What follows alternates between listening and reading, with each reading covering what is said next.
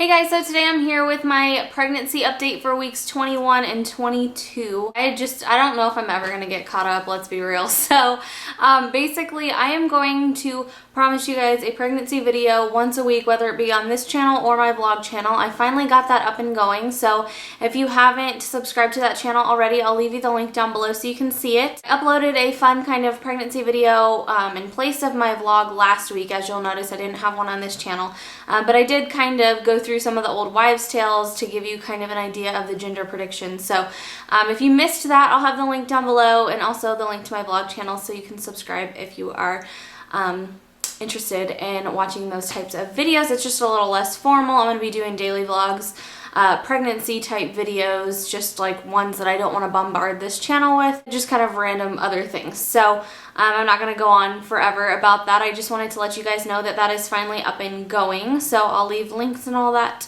good stuff down below. But anyway, so I am 26 weeks today when I'm filming this, and I'm doing my update for 21 to 22 weeks. Now that I finally have, you know, pictures and was showing in these weeks, going forward I will always have at the end of the video like a bump picture or something like that. So I wanted to let you guys know that and get that out of the way. And then also I want to apologize for my not so normal. I'm just very casual today. I just wanted to tell you to excuse that. I figured since this was like a vlog type video, it wasn't that big of a deal, but I don't know. It's like a really gross day outside. If you could see it, there's just snow everywhere and sun's like not really out. So I just like was feeling comfortable today. So anyway, I am going to be talking to you guys about these weeks. If you guys follow me on Instagram, you know that this is kind of when the drama started. So I filmed this video already a couple times, and it's been really hard for me to kind of get myself together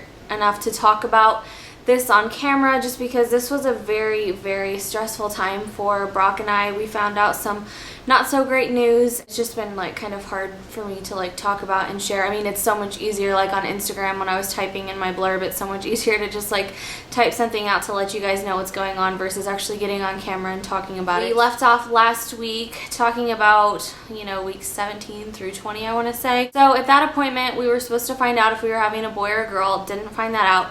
I had another doctor's appointment during the 22nd week, and we were not able to find out then either because of the position of the baby. It wasn't that it was like, you know, curled up or weird. Like a lot of people are like, oh, well, if it's, you know, curled up and more modest, that means it's a girl, or if it's spread eagle, it's a boy. It wasn't even like that. It was just the fact that the baby was literally so low in my stomach or uterus, whatever, that you couldn't see like below its belly button, and so it just was literally impossible for the doctor to see. Like I told you, I had a lot of issues with the ultrasound tech, and I, you know, called up to the doctor's office and let them know, like, you know, I just really was feeling uncomfortable with the verbiage that she was using during my ultrasounds during that last one and this one. Okay, so here's like just the most insane thing to me, and a lot of you guys are gonna just be like, oh my gosh, I can't even, like, if that was me, I would have like switched doctors or whatever. And that's actually what we've already done, and I'll get into that later. So when I showed up for my second ultrasound, you know, just to do the kind of like mid pregnancy like type measurements, just to make sure that everything's going good. I told you guys how crazy my last ultrasound was in the previous video, and that, you know, the baby wasn't cooperating. She couldn't get measurements. She couldn't really even get pictures. Didn't even have film to print the ultrasound pictures out on. It was just like a three-ring circus in there. So I showed up the second time, and she didn't even recognize who I was. She didn't know who she just for some reason just didn't remember me. And I was telling her like all the weird stuff that had happened the previous time, what she was telling me, how she hadn't seen anything like this in her 30 years of practice, and she just like didn't remember. I don't know what was going on. I don't know if maybe she was just having a bad day. It was just really, really strange. Previous ultrasound, Brock wasn't actually able to go with me just because this was also fast paced. I was going in for appointments pretty much back to back with very little notice because of the situation. He was not able to get off work to go to that one, so we were really excited. We were like, okay, well, we didn't find out the gender last time. That's okay. You know, he was able to get off work in time enough to go to this one. We showed up, and you know, that was the first time that she had ever met Brock. He wasn't, you know, able to go previous times. His work is just really, really strict about him getting off, which is no big deal. I don't mind going to appointments by myself, but for ones like this, we really did want to go together. I walked in there and I just was, you know, kind of acting like I expected her to recognize me, just kind of like, hey, you know, let's see how things go this time. And it was so weird because she just like didn't remember me, and Brock, you know, was saying hi, held out his hand to kind of like introduce himself, and she just like looked at him and then started like looking at the floor, and I was just kind of like, this is my husband Brock, and she was like, oh, hi. I don't know, it was such a weird energy in that room. I just really don't know how to explain it. So we were really put off by that kind of from the beginning. So anyway, she started doing my ultrasound, and you know, she was like, oh, this is weird, the baby's kind of down low, I can't really see what's going on. And I was like, oh great, here we go again.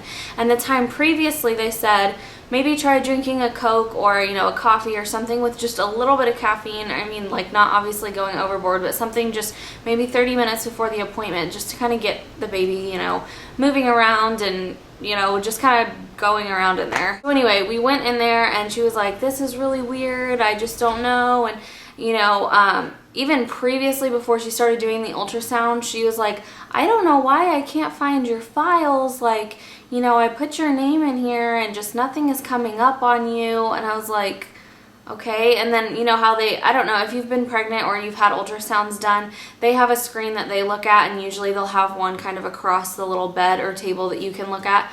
And I was like, my name isn't right on the screen. I was like, maybe that's why my records weren't showing up. They didn't have my birthday right, they didn't have my last name right, and they also didn't have my due date right. So it was just a really weird situation. So anyway, they got that figured out, and they were able to pull me up once they finally spelled my name correctly and got my last name correct. Anyway, so then she started the ultrasound, and she was like, I kind of remember now. She was like, I don't know, this is just really strange. The baby's just kind of collapsed in there. And I was like, what do you mean by collapsed? And she was just like, well, she was like, you know, it just kind of looks like it's just kind of like, I don't know, just kind of not moving. And she just was really kind of spacey, I guess, in the way that she was talking and delivering this news to me. She was like, I don't know. She was like, we're gonna probably have to do some more extended blood work. She says, this just doesn't look right. This just doesn't look normal. I'm like already emotional. I was going in hoping that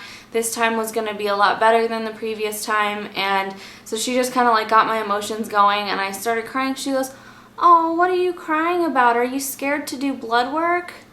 And I was like, no, I'm not scared to do blood work. I'm scared because of what you're telling me. And she was just like, oh, well, you know, we'll know some more once you get some more blood work done and stuff, and we'll do some extra testing and, you know, all this kind of stuff. And she goes, oh my gosh. She goes, do you feel the baby move in there ever? And I was like, yeah. And it's like, I'm sitting here crying, and she's like starting to just continue on with all this crap. I was just like, yeah, I do, like a lot actually. And she goes, well, where do you feel it move? And I was like, I've never really felt movement close to my belly button. It's all been very down low, but they've told me that the baby's been low every time I've been in there. So I'm just kind of like, it didn't really seem like a huge deal to me. She says, well, your baby just doesn't look like it ever moves. It looks like it's just always in the same spot. And she was like, I'm kind of worried about like certain developmental issues and, you know, just maybe the baby not being responsive. And she was kind of poking at it with the ultrasound little Doppler thingy. She goes, you know, I'm jabbing at this baby and it's just not moving. And she says, and you drank like half a Coke. And she was like, I don't know, this just isn't right. This just isn't right. And so I kind of like look at Brock, and I'm like starting to bawl, and she was like, I'm sorry, I just don't really know what else to say. And she just basically said, hang on. So she went to go talk to the doctor.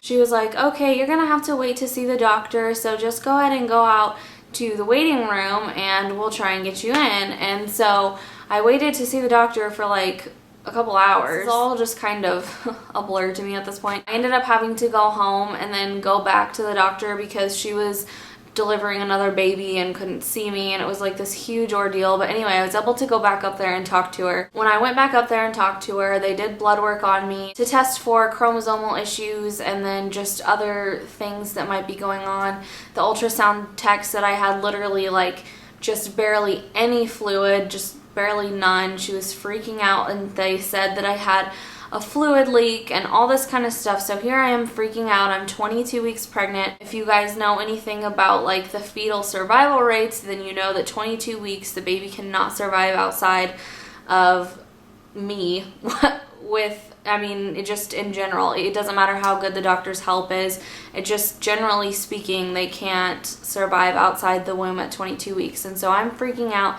They said it was a possibility that I'd go into early labor because I had no fluid. The baby was like, you know, just so low that they said it looked like it was just ready to come out. Mind you, the way I'm relaying this to you is exactly how they relayed it to me, so it was very unprofessional in my opinion. And so anyway, she was basically saying that the only time she had ever seen this low of fluid this early on in the pregnancy, because they first noted it at 20 weeks and they didn't really make a huge deal about it then. They just kind of, you know, told me to rest, I'd be back and do another ultrasound. They said usually this early in the pregnancy, having that low of fluid, like to that extent, really did affect a chromosomal disorder. She was giving me really, really high percentages that the baby wasn't going to make it, and if it did, it was going to have severe problems, severe, like, you know, learning disabilities. And then she said that she was very sure and you know, very trying to prepare us that the baby had Down syndrome. And so